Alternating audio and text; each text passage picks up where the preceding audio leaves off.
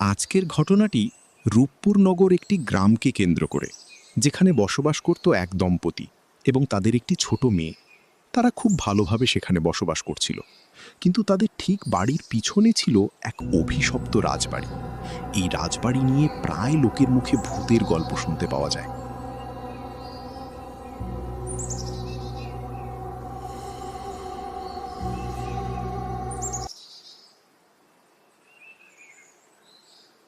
শোনো, আজকে আমার কাজ থেকে ফিরতে একটু রাত হতে পারে। তুমি সাবধানে থেকো এবং আমাদের মেয়ের দিকে খেয়াল রেখো।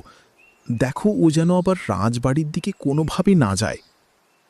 ঠিক আছে, তোমার এসব বিষয় নিয়ে চিন্তা করা লাগবে না। আমি আমার মেয়ের দিকে খেয়াল রাখব। তুমি সাবধানে যেও কিন্তু। আর তোমার বাজার থেকে কিছু লাগলে আমাকে বলো, আমি আজকে রাতে আসার সময় নিয়ে আসব। এখন ঘরে যথেষ্ট বাজার সদাই আছে, তো এখন আমার কোনো বাজার লাগবে না। তুমি শুধু সাবধানে কাজে যেও। ঠিক আছে, তাহলে আমি এখন থেকেই প্রস্তুত হই যাওয়ার জন্য। সন্ধ্যার পরেই দরজাটা ঠিকমতো বন্ধ করে দিয়ে রাতে কেউ ডাকলে দরজা খুলবে না।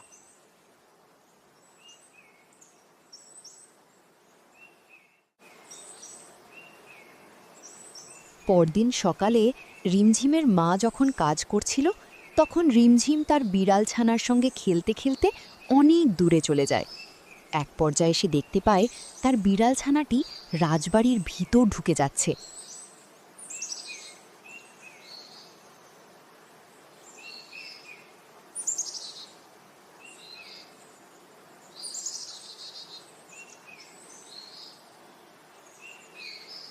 আরে ও তো রাজবাড়ির ভেতরে ঢুকে গেল। এখন কি করব? ওখানে ঢোকা তো বারণ ছিল।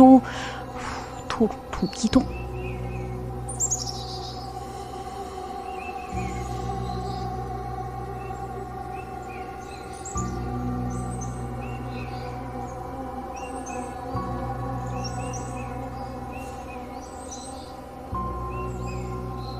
কি রে, কোথায় গেলি? আমি তোকে কিন্তু ঠিক খুঁজে বের করব। রিমঝিম, তোমার বিড়াল এখন আমার প্রাসাদের ভিতরে আছে। ভিতরে এসে নিয়ে যাও। আচ্ছা ঠিক আছে, আমি আসছি, দাঁড়াও।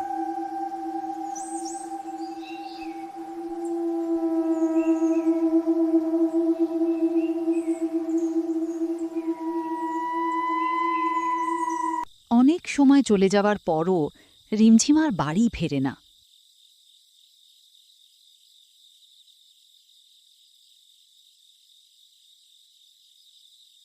হঠাৎ করে আমার বাড়িতে এত মানুষজন, কি হয়েছে বলুন তো? কোনো বিপদ হয়েছে নাকি কারো? সকাল থেকে আমি রিমঝিমির কোনো খোঁজ পাচ্ছি না। আমি আমাদের বাড়ির চারপাশে সবখানে দেখেছি, কিন্তু রিমঝিকে কোথাও খুঁজে পাচ্ছি না। তোমাকে আমি বারবার বলেছি ওর দিকে ভালো করে খেয়াল রাখতে। এই খেয়াল রেখেছো তুমি? আমাদের বাড়ির চারপাশের ভালো করে খুঁজেছো তো? শুধু আমাদের বাড়ি নয়, গ্রামের সব জায়গায় খোঁজা হয়েছে। হ্যাঁ, আপনাদের বাড়ির পিছনের ওই রাজবাড়িটা বাদে আর গ্রামের সকল জায়গায় খোঁজা হয়েছে রিমঝিম মামুনিকে। তাহলে আর এখানে দাঁড়িয়ে আছে কেন? চলুন রাজবাড়িটাও দেখে আসি। বলা তো যায় না রাজবাড়ির ভিতর গিয়ে বসে আছে কোথাও। চলুন।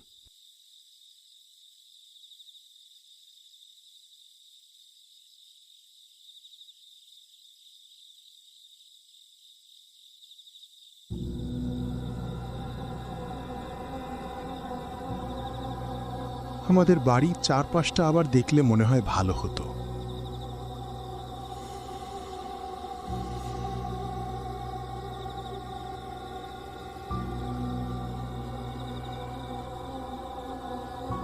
বলছিলাম কি, এত বড় রাজবাড়ি, তিনজন মিলে কি রিমঝিম মামুনিকে খুঁজে পাওয়া সম্ভব হবে? যাই হয়ে যাক, আজকের রাতের ভিতরে আমি আমার মেয়েকে খুঁজে বের করব। দরকার হলে আমি আরও লোক লাগাবো। চিন্তা করিস না রবি, তোর মেয়ে আমার কাছেই আছে, খুব ভালো আছে। মেয়েকে ফেরত পেতে চাস?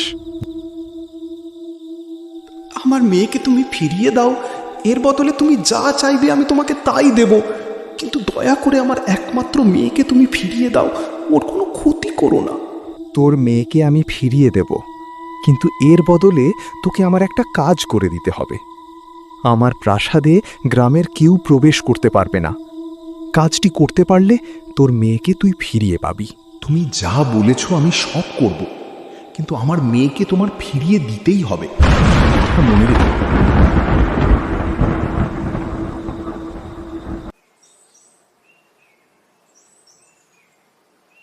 পরদিন সকালে রবি এবং গ্রামের মোড়ল মিলে এই সিদ্ধান্তে পৌঁছায় ওই প্রাসাদের ভিতর আর কেউ প্রবেশ করতে পারবে না।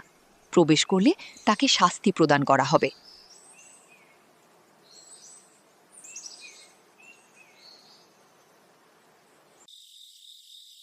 তুমি যা করতে বলেছ আমি সব করেছি, এইবার তুমি আমার মেয়েকে ফিরিয়ে দাও। তুই আমার অসম্পূর্ণ কাজ সম্পন্ন করেছিস, তাই তোর মেয়েকে আমি তোর কাছে ফিরিয়ে দেব। কিন্তু আমার মেয়ের তুমি কোনো ক্ষতি করনি, এবং আমার মেয়েকে আমি কিভাবে পাবো? উত্তর দাও। কাল সকালে তোর বাড়ির উঠোনে তোর মেয়েকে অক্ষত অবস্থায় পাবি। এখন বাড়ি চলে যা, অনেক রাত হয়েছে।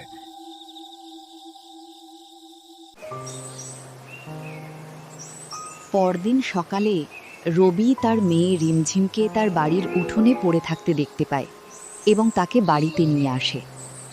আমাদের কপাল ভালো, ও তোমার মেয়ের কোনো ক্ষতি করেনি। এর জন্য আমি অনেক কৃতজ্ঞ।